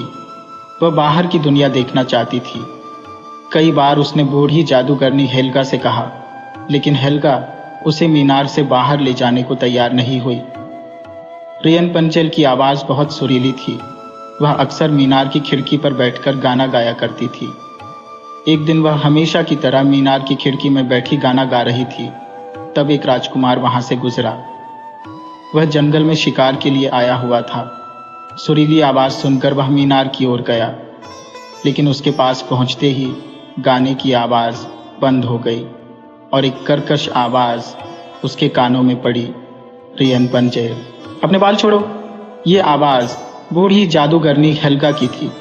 उसके ऐसा कहने के तुरंत बाद सुनहरे बाल नीचे आए और हेल्गा बाल पकड़कर मीनार के ऊपर चढ़ने लगी। यह देखकर राजकुमार दंग रह गया। वह यह सब एक पेड़ की ओट में छिपकर देख रहा था। हेल्गा के जाने के बाद उसके मन में सुनहरे बालों और सुरीली आवाज़ वाली लड़की को देखने की इच्छा जाग गई। वह मीनार के नीचे पहुंचा और चिल्लाया, रियन पंजेल, अपने बाल छोड़ो। तुरंत ही सुनहरे बाल नीचे आए। राजकुमार उसे पकड़कर मीनार की खिड़की तक पहुंच गया। राजकुमार जब अंदर आया तो रियन पंजेल घबरा गई, लेकिन राजकुमार ने उससे बहुत प्यार से बात की और रियन पंजेल का सारा डर चला गया। राजकुमार के कहने पर उसने उसे गाना सुनाया। उस दिन के बाद से राजकुमार रोज रियन पंजेल से मिलने आने लगा। राजकुमार को रियन पंजेल से प्यार हो गया था। एक दिन उसने रियन पंजेल के सामने विवाह का प्रस्ताव रखा, जिसे रियन पंजेल ने स्वीकार कर लिया। राजकुमार रियन पंजेल को अपने साथ ले जाना चाहता थे। उसने रियन पंजेल से मीनार से बाहर निकलने का रास्ता पूछा तो रियन पंजेल बोली, मुझे नहीं पता। जादूगरनी हेल्गा मेरे बालों के सहारे ही यहाँ आती है। दोनों वहां से निकलने का उपाय सोचने लगे। तब रियन पंजेल ने राजकुमार से कहा कि वह उसके लिए रेशम के धागे लेकर आए, जिससे वो यहाँ से नीचे उतरने के लिए सीढ़ी बना लेगी। तब से राजकुमार रोज रेशम के धागे लाने लगा और रियन पंजेल उससे सीढ़ियां बुनने लगी। इस बीच रियन पंजेल गर्भवती हो गई। अब वह जल्द से जल्द उस मीनार की कैद से बाहर निकलना चाहती थी। एक दिन रियन पंजेल को खाना देकर जाने के बाद बूढ़ी जादूगरनी हेल्गा फिर से वापस लौट आई और उसने राजकुमार को मीनार पर चढ़ते हुए देखा लिया। रियन पंजेल के धोखे से वह क्रोधित हो गई। अगले दिन जब खाना देने वह रियन पंजेल के पास आई तो उसने उसके बाल काट दिए और उसे रेगिस्तान में छोड़ दिया। शाम को रोज की तरह राजकुमार रियन पंजेल से मिलने आया और मीनार के नीचे से चिल्लाया, रियन पंजेल, बाल छोड़ो। जादूगरनी हेल्गा ने रियन पंजेल के बाल नीचे लटका दिए। राजकुमार जब उसे पकड़कर मीनार पर पहुंचा तो बूढ़ी जादूगरनी हेल्गा को देखकर चौंक गया। उसके पूछा, रियन पंजेल कहाँ है? हेल्गा बोली, अब वो तुम्हें कभी नहीं मिलेगी, और राजकुमार को मीनार से धक्का दे दिया। राजकुमार कंटीली झाड़ियों पर गिरा, जिसके कांटे उसकी दोनों आंख में चुभ गए और उसे दिखाई देना बंद हो गया। वह इधर उधर भटकने लगा। ऐसे ही कई साल बीत गए। एक दिन भटकते भटकते वह उसी रेगिस्तान पहुंच गया जहां बूढ़ी जादूगरनी ने रियन पंजेल को छोड़ा था। वहां उसे गाने की सुरीली आवाज सुनाई पड़ी। वह उस आवाज को पहचान गया। वो रियन पंजेल की आवाज थी। वह आवाज की दिशा में चिल्लाते हुए दौड़ने लगा, रियन पंजेल, रियन पंजेल। रियन पंजेल ने भी राजकुमार को देख लिया। दोनों की मुलाकात हुई। राजकुमार की हालत पर रियन पंजेल को रोना आ गया। उसके आंसू जब राजकुमार की आंखों में गिरे तो राजकुमार की आंखें ठीक हो गईं। बूढ़ी जादूगरनी के द्वारा रेगिस्तान में छोड़े जाने के कुछ महीने बाद रियन पंजेल ने एक लड़का और एक लड़की को जन्म दिया था। राजकुमार से मिलने के बाद उनका परिवार एक हो गया। वे राजकुमार के महल आ गए और वहां खुशी से रहने लगे। अब न वह यौवन है, न वह नशा, न वह उन्माद। वह महफिल उठ गई। वह दीपक बुझ गया जिससे महफिल की रौनक थी। वह प्रेम मूर्ति कब्र की गोद में सो रही है। हाँ, उसके प्रेम की छाप अब भी हृदय पर है और उसकी अमर स्मृति आंखों के सामने। वीरांगनाओं में ऐसी वफा, ऐसा प्रेम, ऐसा व्रत दुर्लभ है, और रईसों में ऐसा विवाह, ऐसा समर्पण, ऐसी भक्ति और भी दुर्लभ। कुंवर रणवीर सिंह रोज बिला नागा संध्या समय जोहरा की कब्र के दर्शन करने जाते, उसे फूलों से सजाते, आंसुओं से सींचते। 15 साल गुजर गए, एक दिन भी नागा नहीं हुआ। प्रेम की उपासना ही उनकी जीवन का उद्देश्य था। उस प्रेम का जिसमें उन्होंने जो कुछ देखा वही पाया, और जो कुछ अनुभव किया उसी की याद अब भी उन्हें मस्त कर देती है। इस उपासना में सुलोचना भी उनके साथ होती, जो जोहरा का प्रसाद और कुंवर साहब की सारी अभिलाषाओं का केंद्र थी। कुंवर साहब ने 2 शादियां की थी। पर दोनों स्त्रियों में से एक भी संतान का मुंह न देख सकी। कुंवर साहब ने फिर विवाह न किया। एक दिन एक महफिल में उन्हें जोहरा के दर्शन हुए। उस निराश पति और अतृप्त युवती में ऐसा मेल मानो चिरकाल से बिछुड़े हुए दो साथी फिर मिल गए हों। जीवन का बसंत विकास, संगीत और सौरभ से भरा हुआ आया, मगर अफसोस 5 वर्षों के अल्पकाल में उसका भी अंत हो गया। वह मधुर स्वप्न निराशा से भरी हुई जागृति में लीन हो गया। वह सेवा और व्रत की देवी 3 साल की सुलोचना को उनकी गोद में सौंप कर सदा के लिए सिधार गई। कुंवर साहब ने इस प्रेमादेश का इतने अनुराग से पालन किया कि देखने वालों को आश्चर्य होता था। कितने ही तो उन्हें पागल समझते थे। सुलोचना ही की नींद सोते, उसी की नींद जागते, खुद पढ़ाते, उसके साथ सैर करते, इतनी एकाग्रता के साथ जैसे कोई विधवा अपने अनाथ बच्चे को पाले। 135। जब से वह यूनिवर्सिटी में दाखिल हुई, उसे खुद मोटर में पहुंचा आते और शाम को खुद जाकर ले आते। वह उसके माथे पर से वह कलंक धो डालना चाहते थे जो मानव विधिता ने क्रूर हाथों से लगा दिया था। धन तो उसे न धो सका, शायद विद्या धो डाले। एक दिन शाम को कुंवर साहब जोहरा के मजार को फूलों से सजा रहे थे और सुलोचना कुछ दूर पर खड़ी अपने कुत्ते को गेंद खिला रही थी कि सहसा उसने अपने कॉलेज के प्रोफेसर डॉक्टर रामेंद्र को आते देखा। सकुचाकर मुंह फेर लिया, मानो उन्हें देखा नहीं। शंका हुई कहीं रामेंद्र इस मजार के विषय में कुछ पूछ न बैठे। यूनिवर्सिटी में दाखिल हुए उसे 1 साल हुआ। इस 1 साल में उसने प्रणय के विविधा रूपों को देख लिया था। कहीं क्रीड़ा थी, कहीं विनोद था, कहीं कुत्सा थी, कहीं लालसा थी, कहीं उच्छृंखलता थी, किंतु कहीं वह सहृदयता न थी जो प्रेम का मूल है। केवल रामेंद्र ही एक ऐसे सज्जन थे जिन्हें अपनी ओर ताकते देखकर उसके हृदय में सनसनी होने लगती थी। पर उनकी आंखों में कितनी विवशता, कितनी पराजय, कितनी वेदना छिपी होती थी। रामेंद्र ने कुंवर साहब की ओर देखकर कहा, तुम्हारे बाबा इस कब्र पर क्या कर रहे हैं? सुलोचना का चेहरा कानों तक लाल हो गया। बोली, यह इनकी पुरानी आदत है। रामेंद्र, किसी महात्मा की समाधि है। सुलोचना ने इस सवाल को उड़ा देना चाहा। रामेंद्र यह तो जानते थे कि सुलोचना कुंवर साहब की दाश्ता औरत की लड़की है, पर उन्हें यह न मालूम था कि यह उसी की कब्र है और कुंवर साहब अतीत प्रेम के इतने उपासक हैं। मगर यह प्रश्न उन्होंने बहुत धीमे स्वर में न किया था। कुंवर साहब जूते पहन रहे थे। यह प्रश्न उनके कान में पड़ गया। जल्दी से जूता पहन लिया और समीप जाकर बोले, संसार की आंखों में तो वह महात्मा न थी, पर मेरी आंखों में थी और है। यह मेरे प्रेम की समाधि है। सुलोचना की इच्छा होती थी यहां से भाग जाऊं, लेकिन कुंवर साहब को जोहरा के यशोगान में आत्मिक आनंद मिलता था। रामेंद्र का विस्मय देखकर बोले, इसमें वह देवी सो रही है जिसने मेरे जीवन को स्वर्ग बना दिया था। यह सुलोचना उसी का प्रसाद है। रामेंद्र ने कब्र की तरफ देखकर आश्चर्य से कहा, अच्छा? कुंवर साहब ने मन में उस प्रेम का आनंद उठाते हुए कहा, वह जीवन ही और था प्रोफेसर साहब। ऐसी तपस्या मैंने और कहीं नहीं देखी। आपको फुर्सत हो तो मेरे साथ चलिए, आपको उन यौवन स्मृतियों। सुलोचना बोल उठी, वे सुनाने की चीज नहीं है दादा। कुंवर, मैं रामेंद्र बाबू को गैर नहीं समझता। रामेंद्र को प्रेम का यह अलौकिक रूप मनोविज्ञान का एक रत्न सा मालूम हुआ। वह कुंवर साहब के साथ ही उनके घर आए और कई घंटे तक उन हसरत में डूबी हुई प्रेम स्मृतियों को सुनते रहे, जो वरदान मानने के लिए उन्हें साल भर से साहस न होता था। दुविधा में पड़कर रह जाते थे। वह आज उन्होंने मान लिया। लेकिन विवाह के बाद रामेंद्र को नया अनुभव हुआ। महिलाओं का आना जाना प्राय बंद हो गया। इसके साथ ही मर्द दोस्तों की आमद्रफ्त बढ़ गई। दिन भर उनका तांता लगा रहता था। सुलोचना उनके आदर सत्कार में लगी रहती। पहले 1-2 महीने तक तो रामेंद्र ने इधर ध्यान नहीं दिया, लेकिन जब कई महीने गुजर गए और स्त्रियों ने बहिष्कार का त्याग न किया, तो उन्होंने एक दिन सुलोचना से कहा, यह लोग आजकल अकेले ही आते हैं। सुलोचना ने धीरे से कहा, हाँ, देखती तो हो। रामेंद्र, इनकी औरतें तो तुमसे परहेज नहीं करती। सुलोचना, शायद करती हो। रामेंद्र, मगर वे लोग तो विचारों के बड़े स्वाधीन हैं। इनकी औरतें भी शिक्षित हैं। फिर यह क्या बात है? सुलोचना ने दबी जबान से कहा, मेरी समझ में कुछ नहीं आता। रामेंद्र ने कुछ देर असमंजस में पड़कर कहा, हम लोग किसी दूसरी जगह चले जाए तो क्या हर्ज?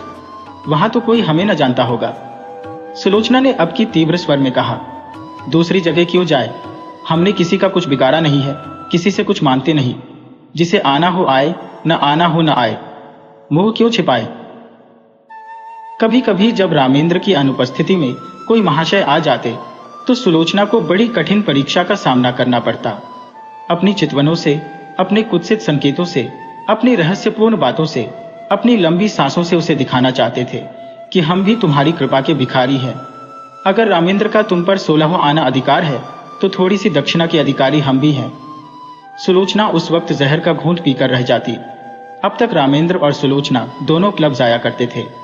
वहां उदार सज्जनों का अच्छा जमघट रहता था। जब तक रामेंद्र को किसी की ओर संदेह न था, वह उसे आग्रह करके अपने साथ ले जाते थे। सुलोचना के पहुंचते ही यहाँ एक स्फूर्ति सी उत्पन्न हो जाती थी। जिस मेज पर सुलोचना बैठती उसे लोग घेर लेते थे। कभी कभी सुलोचना गाती थी। उस वक्त सबके सब उन्मत्त हो जाते। क्लब में महिलाओं की संख्या अधिक न थी।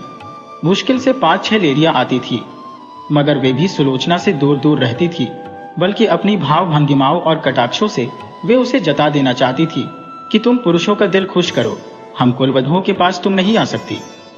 लेकिन जब रामेंद्र पर इस कटु सत्य का प्रकाश हुआ तो उन्होंने क्लब जाना छोड़ दिया, मित्रों के यहाँ आना जाना भी कम कर दिया और अपने यहाँ आने वालों की भी उपेक्षा करने लगे। वह चाहते थे कि मेरे एकांतवास में कोई विघ्न न डाले। आखिर उन्होंने बाहर आना जाना छोड़ दिया। अपने चारों ओर छल कपट का जाल सा बिछा हुआ मालूम होता था। किसी पर विश्वास न कर सकते थे, किसी से सद्व्यवहार की आशा नहीं।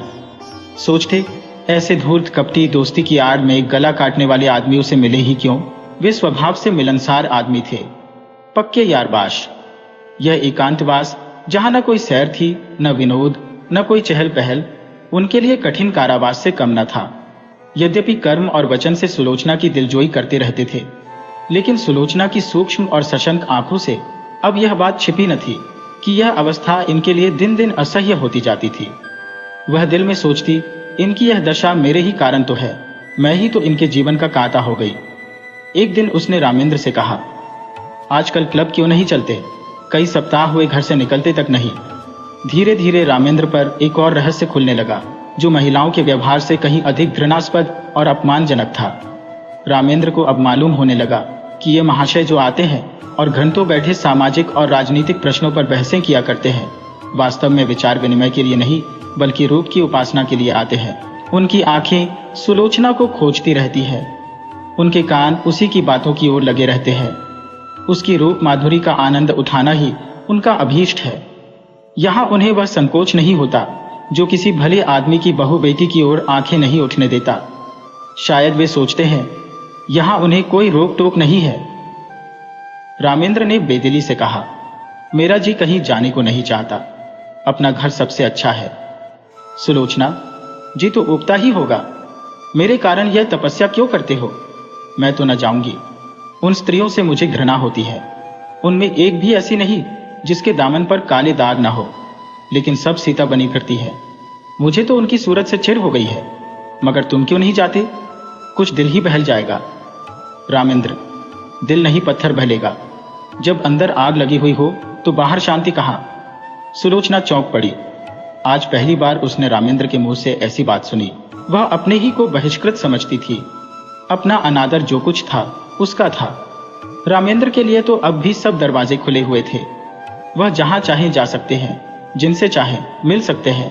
उनके लिए कौन सी रुकावट है? लेकिन नहीं, अगर उन्होंने किसी कुलीन स्त्री से विवाह किया होता तो उनकी यह दशा क्यों होती? प्रतिष्ठित घरानों की औरतें आती, आपस में मैत्री बढ़ती, जीवन सुख से कटता, रेशम का पैबंद लग जाता। अब तो उसमें टाट का पैबंद लग गया। मैंने आकर सारे तालाब को गंदा कर दिया। उसके मुख पर उदासी छा गई। रामेंद्र को भी तुरंत मालूम हो गया कि उनकी जबान से एक ऐसी बात निकल गई जिसके दो अर्थ हो सकते हैं। उन्होंने फौरन बात बनाई, क्या तुम समझती हो कि हम और तुम अलग अलग हैं? हमारा और तुम्हारा जीवन एक है। जहां तुम्हारा आदर नहीं वहां मैं कैसे जा सकता हूं? फिर मुझे भी समाज के इन रंगे सियारों से घृणा हो रही है। मैं इन सबों के कच्चे चिट्ठे जानता हूं। पद या उपाधि या धन से किसी की आत्मा शुद्ध नहीं हो जाती। जो ये लोग करते हैं वह अगर कोई नीचे दर्जे का आदमी करता उसे कहीं मुंह दिखाने की हिम्मत ना होती। मगर यह लोग अपनी सारी बुराइयां उदारतावाद के पर्दे में छिपाते हैं। इन लोगों से दूर रहना ही अच्छा। सुलोचना का चित्त शांत हो गया। दूसरे साल सुलोचना की गोद में एक चाँद सी बालिका का उदय हुआ। उसका नाम रखा गया शोभा। कुंवर साहब का स्वास्थ्य इन दिनों कुछ अच्छा न था। मंसूरी गए थे। यह खबर पाते ही रामेंद्र को तार दिया कि जच्चा और बच्चा को लेकर यहाँ आ जाओ। लेकिन रामेंद्र इस अवसर पर न जाना चाहते थे। अपने मित्रों की सज्जनता और उदारता की अंतिम परीक्षा लेने का इससे अच्छा और कौन सा अवसर हो सकता था। सलाह हुई एक शानदार दावत दी जाए। प्रोग्राम में संगीत भी शामिल था। कई अच्छे अच्छे गवैये बुलाए गए। अंग्रेजी, हिंदुस्तानी, मुसलमानी सभी प्रकार के भोजनों का प्रबंध किया गया। कुंवर साहब गिरते पड़ते मंसूरी से आए। उसी दिन दावत थी। नियत समय पर निमंत्रित लोग एक एक करके आने लगे। कुंवर साहब स्वयं उनका स्वागत कर रहे थे। खां साहब आए, मिर्जा साहब आए, मीर साहब आए, मगर पंडित जी और बाबूजी और लाला साहब और चौधरी साहब और कक्कड़, मेहरा और चोपड़ा, कौल और हुक्कू, श्रीवास्तव और खरे किसी का पता न था। यह सभी लोग होटलों में सब कुछ खाते थे, अंडे और शराब उड़ाते थे। इस विषय में किसी तरह का विवेक या विचार न करते थे। फिर आज क्यों तशरीफ नहीं लाए? इसलिए नहीं कि छूत छात का विचार था, बल्कि इसलिए कि वह अपनी उपस्थिति को इस विवाह के समर्थन की सनद समझते थे और वह सनद देने की उनकी इच्छा न थी। 10 बजे रात तक कुंवर साहब फाटक पर खड़े रहे। जब उस वक्त तक कोई न आया तो कुंवर साहब ने आकर रामेंद्र से कहा, अब लोगों का इंतजार फजूल है, मुसलमानों को खिला दो और बाकी सामान गरीबों को दिला दो। रामेंद्र एक कुर्सी पर हथपुत्ती से बैठे हुए थे। कुंठित स्वर में बोले, जी हाँ, यही तो मैं सोच रहा हूँ कुंवर, मैंने तो पहले ही समझ लिया था। हमारी तौहीन नहीं हुई, खुद उन लोगों की कलई खुल गई। रामेंद्र, खैर परीक्षा तो हो गई, कहिए तो अभी जाकर एक एक की खबर लूं। कुंवर साहब ने विस्मित होकर कहा, क्या उनके घर जाकर? रामेंद्र, जी हाँ, पूछो कि आप लोग जो समाज सुधार का राग अलापते फिरते हैं वह किस बल पर? कुंवर, व्यर्थ है, जाकर आराम से लेटो। नेक और बद की सबसे बड़ी पहचान अपना दिल है। अगर हमारा दिल गवाही दे कि यह काम बुरा नहीं तो फिर सारी दुनिया मुंह फेर ले। हमें किसी की परवाह न करनी चाहिए। रामेंद्र, लेकिन मैं इन लोगों को यूं न छोड़ूंगा, एक एक की बखिया उधोड़ कर न रख दूं तो नाम नहीं। यह कहकर उन्होंने पत्तल और स्कोरे उठवा उठवा कर कंगालों को देना शुरू किया। रामेंद्र सैर करके लौटे ही थे कि वेश्याओं का एक दल सुलोचना को बधाई देने के लिए आ पहुंचा। जोहरा की एक सगी भतीजी थी, गुलनार। सुलोचना के यहाँ पहले बराबर आती जाती थी, इधर 2 साल से न आई थी। ये उसी का बधावा था। दरवाजे पर अच्छी खासी भीड़ हो गई थी। रामेंद्र ने यह शोरगुल सुना। गुलनार ने आगे बढ़कर उन्हें सलाम किया और बोली, बाबूजी, बेटी मुबारक, बदावा लाई हो। रामेंद्र पर मानो लकवा सा गिर गया। सिर झुक गया और चेहरे पर कालिमा सी पुत गई। न मुंह से बोले, न किसी को बैठने का इशारा किया, न वहां से हिले। बस मूर्तिवत खड़े रह गए। एक बाजारी औरत से नाता पैदा करने का ख्याल इतना लज्जास्पद था, इतना जघन्य कि उसके सामने सज्जनता भी मौन रह गई। इतना शिष्टाचार भी न कर सके कि सबों को कमरे में ले जाकर बिठा तो देते। आज पहली ही बार उन्हें अपने अधपतन का अनुभव हुआ। मित्रों की कुटिलता और महिलाओं की उपेक्षा को वह उनका अन्याय समझते थे, अपना अपमान नहीं। लेकिन यह बधावा उनकी अबाध उदारता के लिए भी भारी था। सुलोचना का जिस वातावरण में पालन पोषण हुआ था वह एक प्रतिष्ठित हिंदू कुल का वातावरण था। यह सच है कि अब भी सुलोचना नित्य जोहरा के मजार की परिक्रमा करने जाती थी, मगर जोहरा अब एक पवित्र स्मृति थी, दुनिया की मलिनताओं और कलुषताओं से रहित। गुलनार से नातेदारी और परस्पर का निबाहत दूसरी बात थी। जो लोग तस्वीरों के सामने सिर झुकाते हैं, उन पर फूल चढ़ाते हैं, वे भी तो मूर्ति पूजा की निंदा करते हैं। एक स्पष्ट है, दूसरा सांकेतिक। एक प्रत्यक्ष है, दूसरा आंखों से छिपा हुआ। सुलोचना अपने कमरे में चिक की आड़ में खड़ी रामेंद्र का असमंजस और क्षोभ देख रही थी। जिस समाज को उसने अपना उपास्य बनाना चाहा था, जिसके द्वार पर सिजदे करते उसे बरसों हो गए थे, उसकी तरफ से निराश होकर उसका हृदय इस समय उससे विद्रोह करने पर तुला हुआ था। उसके जी में आता था, गुलनार को बुलाकर गले लगा लो। जो लोग मेरी बात भी नहीं पूछते, उनकी खुशामद क्यों करो? ये बेचारियां इतनी दूर से आई है, मुझे अपना ही समझ कर दो। उनके दिल में प्रेम तो है, ये मेरे दुख सुख में शरीक होने को तैयार तो हैं। आखिर रामेंद्र ने सिर उठाया और शुष्क मुस्कान के साथ गुलनार से बोले, आइए, आप लोग अंदर चलिए आइए। यह कहकर वह आगे आगे रास्ता दिखाते हुए दीवान खाने की ओर चले कि सहसा मेहरी निकली और गुलनार के हाथ में एक पुर्जा देकर चली गई। गुलनार ने वह पुर्जा लेकर देखा और उसे रामेंद्र के हाथ में देकर वहीं खड़ी हो गई। रामेंद्र ने पुर्जा देखा, लिखा था, बहन गुलनार, तुम यहाँ नाहक आई, हम लोग यूं ही बदनाम हो रहे हैं, अब और बदनाम मत करो, बधावा वापस ले जाओ। कभी मिलने का जी चाहे रात को आना और अकेली। मेरा जी तुमसे गले लिपट कर रोने के लिए तड़प रहा है, मगर मजबूर हो। रामेंद्र ने पुर्जा फाड़कर फेंक दिया और उद्दंड होकर बोले, इन्हें लिखने दो, मैं किसी से नहीं डरता, अंदर आओ। गुलनार ने एक कदम पीछे फिरकर कहा, नहीं बाबूजी, अब हमें आज्ञा दीजिए। रामेंद्र, एक मिनट तो बैठो। गुलनार, जी नहीं, एक सेकंड भी नहीं। गुलनार के चले जाने के बाद रामेंद्र अपने कमरे में जा बैठे। जैसी पराजय उन्हें आज हुई, वैसी पहले कभी नहीं हुई। वह आत्माभिमान, वह सच्चा क्रोध जो अन्याय के ज्ञान से पैदा होता है, लुप्त हो गया था। उसकी जगह लज्जा थी और ग्लानि। इसे बधावे की क्यों सूझ गई?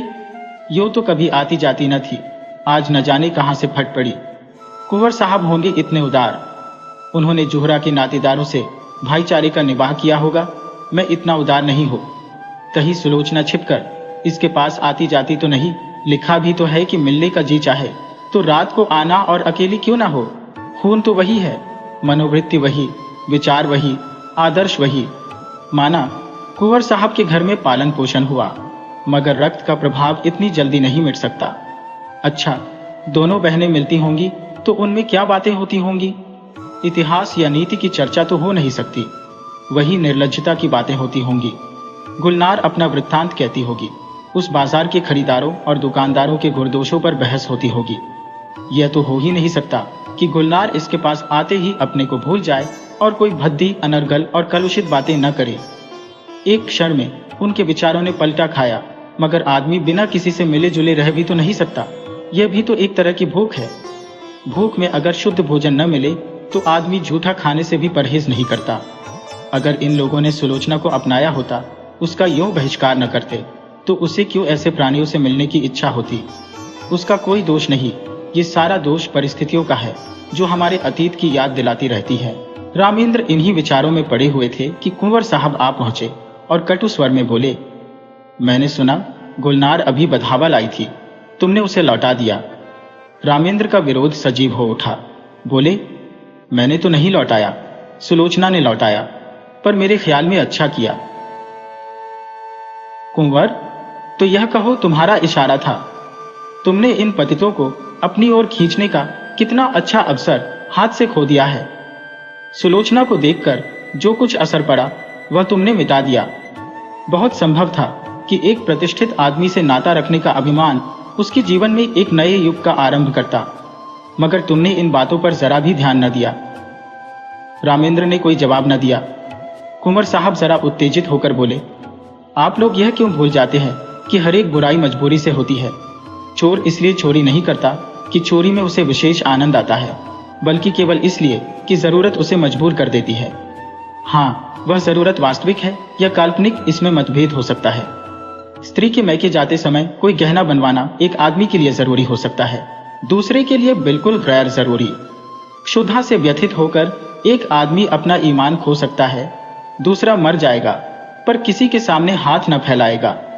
पर प्रकृति का यह नियम आप जैसे विद्वानों को न भूलना चाहिए कि जीवन लालसा प्राणी मात्र में व्यापक है। जिंदा रहने के लिए आदमी सब कुछ कर सकता है। जिंदा रहना जितना ही कठिन होगा, बुराइयां भी उसी मात्र में बढ़ेंगी। जितना ही आसान होगा, उतनी ही बुराइयां कम होंगी। हमारा यह पहला सिद्धांत होना चाहिए कि जिंदा रहना हरेक के लिए सुलभ हो।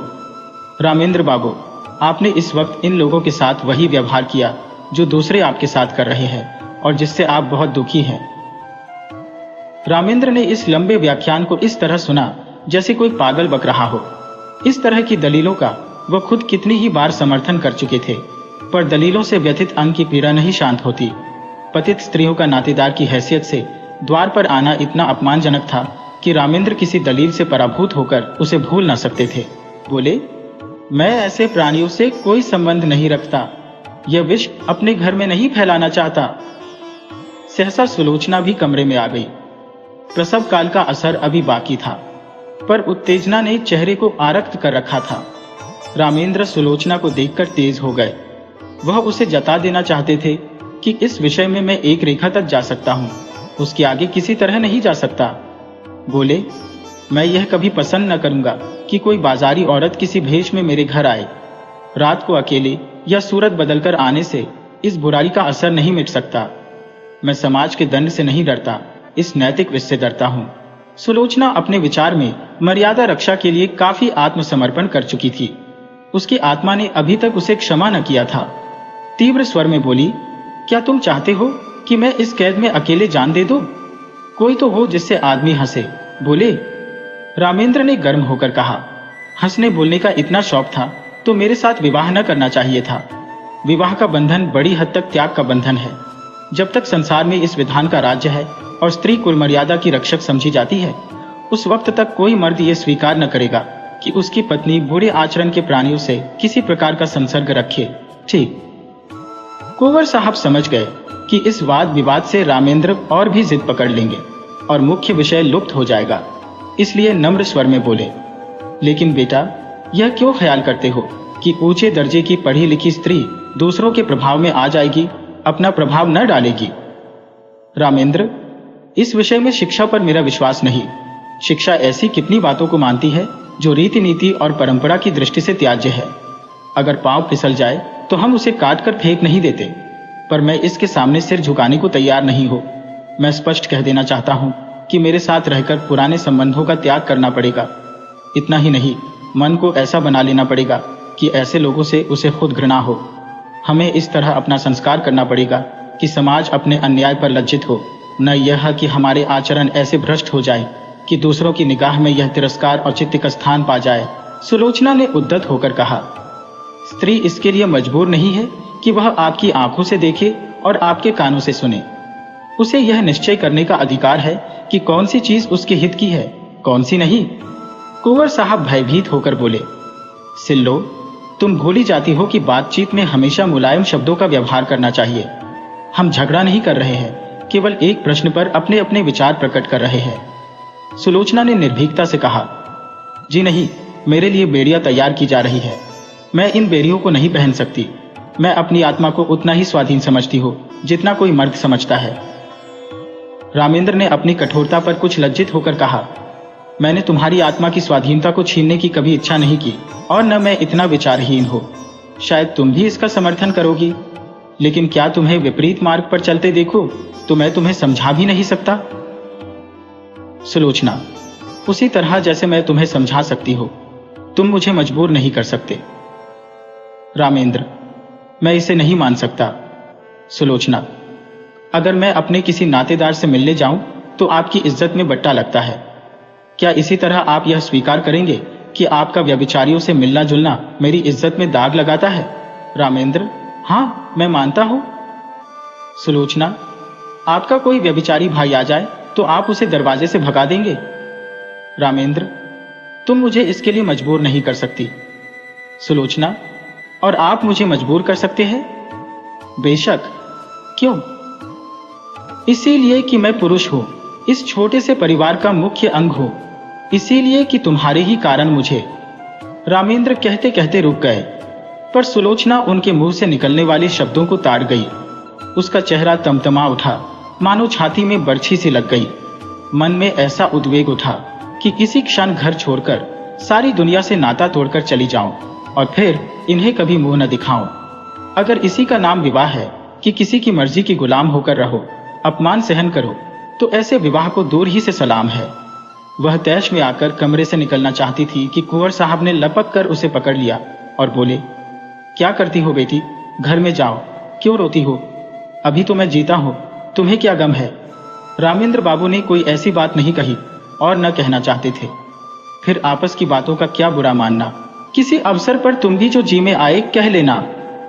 यो समझाते हुए कुंवर साहब उसे अंदर ले गए। वास्तव में सुलोचना कभी गुलनार से मिलने की इच्छुक न थी, वह उससे स्वयं भागती थी। एक क्षणिक आवेश में उसने गुलनार को वह प्रजा लिख दिया था। मन में स्वयं समझती थी, इन लोगों से मेलजोल रखना मुनासिब नहीं, लेकिन रामेंद्र ने यह विरोध किया, यही उसके लिए असह्य था। ये मुझे मना क्यों करें? क्या मैं इतना भी नहीं समझती? क्या इन्हें मेरी ओर से इतनी शंका है? इसीलिए तो कि मैं कुलीन नहीं हूँ। मैं अभी अभी गुलनार से मिलने जाऊंगी, जिद्दन जाऊंगी। देखो मेरा क्या करते हैं। लाड़ प्यार में पली हुई सुलोचना को कभी किसी ने तीखी आंखों से न देखा था। कुंवर साहब उसकी मर्जी के गुलाम थे। रामेंद्र भी इतने दिनों उसका मुंह जोहते रहे। आज अकस्मात यह तिरस्कार और फटकार पाकर उसकी स्वेच्छा, प्रेम और आत्मीयता के सारे नातों को पैरों से कुचल डालने के लिए विकल हो उठी। वह सब कुछ सह लेगी, पर यह ध्वंस, यह अन्याय, यह अपमान उससे न सहा जाएगा। उसने खिड़की से सिर निकालकर कोचवान को पुकारा और बोली, गाड़ी लाओ, मुझे चौक जाना है, अभी लाओ। कुंवर साहब ने चुमकार कर कहा, बेटी सिल्लो, क्या कर रही हो? मेरे ऊपर दया करो। इस वक्त कहीं मत जाओ, नहीं हमेशा के लिए पछताना पड़ेगा। रामेंद्र बाबू भी बड़े गुस्सेवर आदमी है, फिर तुमसे बड़े हैं, ज्यादा विचारवान है, उन्हीं का कहना मान जाओ।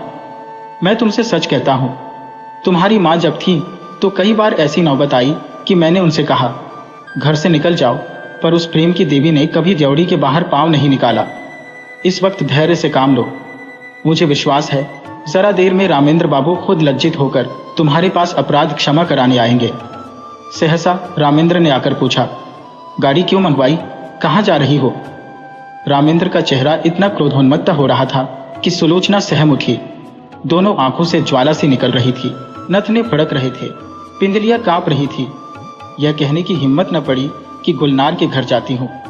गुलनार का नाम सुनते ही शायद यह मेरी गर्दन पर सवार हो जाएंगे। इस भय से वह कांप उठी। आत्मरक्षा का भाव प्रबल हो गया। बोली, जरा अम्मा के मजार तक जाऊंगी। रामेंद्र ने दौड़कर कहा, कोई जरूरत नहीं वहां जाने की। सुलोचना ने कातर स्वर में कहा, क्यों, अम्मा के मजार तक जाने की भी रोक है? रामेंद्र ने उसी ध्वनि में कहा, हाँ। सुलोचना, तो फिर अपना घर संभालो, मैं जाती हूं। रामेंद्र, जाओ, तुम्हारे लिए क्या, यह न सही, दूसरा घर सही। अभी तक तस्मा बाकी था, वह कट गया। यूं शायद सुलोचना वहां से कुंवर साहब के बंगले पर जाती, 2-4 दिन रोती रहती, फिर रामेंद्र उसे मना लाते और मामला तय हो जाता। लेकिन इस चोट ने समझौते और संधि की जड़ काट दी। सुलोचना दरवाजे तक पहुंची थी, वही चित्रलिखित सी खड़ी रह गई, मानो किसी ऋषि के शाप ने उसके प्राण खींच लिए हो। वहीं बैठ गई, न कुछ बोल सकी, न कुछ सोच सकी।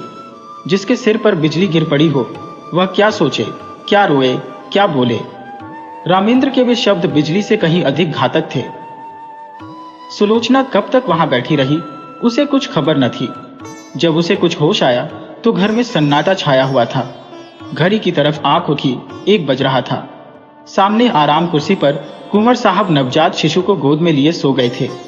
सुलोचना ने उठकर बरामदे में झांका। रामेंद्र अपने पलंग पर लेटे हुए थे।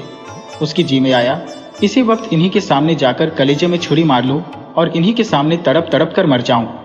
वह घातक शब्द याद आ गए। इनके मुंह से ऐसे शब्द निकले क्यों कर? इतने चतुर, इतने उदार और इतने विचारशील होकर भी यह जुबान पर ऐसे शब्द क्यों कर ला सके? उसका सारा सतीत्व भारतीय आदर्शों की गोद में पली हुई भूमि पर आसक्त पड़ी हुई अपनी दीनता पर रो रहा था। वह सोच रही थी, अगर मेरे नाम पर यह दाग न होता, मैं भी कुलीन होती, तो क्या यह शब्द इनके मुंह से निकल सकते थे? लेकिन मैं बदनाम हूं, दलित हूं, त्याज्य हूं, मुझे सब कुछ कहा जा सकता है। उफ, इतना कठोर हृदय! क्या वह किसी दशा में भी रामेंद्र पर इतना कठोर प्रहार कर सकती थी? बरामदे में बिजली की रोशनी थी। रामेंद्र के मुख पर क्षोभ या ग्लानि का नाम भी न था। क्रोध की कठोरता अब तक उसके मुख को विकृत किए हुए थी। शायद इन आंखों में आंसू देखकर अब भी सुलोचना के आहत हृदय को तस्कीन होती, लेकिन वहां तो अभी तक तलवार खींची हुई थी। उसकी आंखों में सारा संसार सुना हो गया। सुलोचना फिर अपने कमरे में आई। कुंवर साहब की आंखें अब भी बंद थी। इन चंद घंटों ही में उनका तेजस्वी मुख कांतिहीन हो गया था। गालों पर आंसुओं की रेखाएं सूख गई थी। सुलोचना ने उनके पैरों के पास बैठकर सच्ची भक्त के आंसू बहाए। हाय, मुझ अभागिनी के लिए इन्होंने कौन कौन से कष्ट नहीं झेले, कौन कौन से अपमान नहीं सहे। अपना सारा जीवन ही मुझ पर अर्पण कर दिया, और उसका यह हृदय विदारक अंत। सुलोचना ने फिर बच्ची को देखा, मगर उसका गुलाब का सा विकसित मुंह देखकर भी उसके हृदय में ममता की तरंग न उठी। उसने उसकी तरफ से मुंह फेर लिया। यही वह अपमान की मूर्तिमान वेदना है जो इतने दिनों मुझे भोगनी पड़ी। मैं इसके लिए क्यों अपने प्राण संकट में डालूं? अगर उसके निर्दयी पिता को उससे प्रेम है तो उसको पाले, और एक दिन वह भी उसी तरह रोए जिस तरह आज मेरे पिता को रोना पड़ रहा है। ईश्वर, अब की अगर जन्म देना तो किसी भले आदमी के घर जन्म देना। जहाँ जोहरा का मजार था उसी के बगल में एक दूसरा मजार बना हुआ है। जोहरा के मजार पर घास जमाई है, जगह जगह से चूना गिर गया है, लेकिन दूसरा मजार बहुत साफ सुथरा और सजा हुआ है। उसके चारों तरफ गमले रखे हुए हैं और मजार तक जाने के लिए गुलाब के बेलों की रविशें बनी हुई है। शाम हो गई है। सूर्य की क्षीण उदास पीली किरणें मानो उस मजार पर आंसू बहा रही है। एक आदमी एक 3-4 साल की बालिका को गोद में लिए हुए आया और उस मजार को अपने रूमाल से साफ करने लगा। रविशों में जो पत्तियां पड़ी थी उन्हें चुनकर साफ किया और मजार पर सुगंध छिड़कने लगा। बालिका दौड़ दौड़कर तितलियों को पकड़ने लगी। यह सुलोचना का मजार है। उसकी आखिरी नसीहत थी कि मेरी लाश जलाई न जाए, मेरी माँ के बगल में मुझे सुला दिया जाए। कुंवर साहब तो सुलोचना के बाद 6 महीने से ज्यादा न चल सके। हाँ, रामेंद्र अपने अन्याय का पश्चाताप कर रहे हैं। शोभा अब 3 साल की हो गई है और उसे विश्वास है कि एक दिन उसकी माँ इसी मजार से निकलेगी।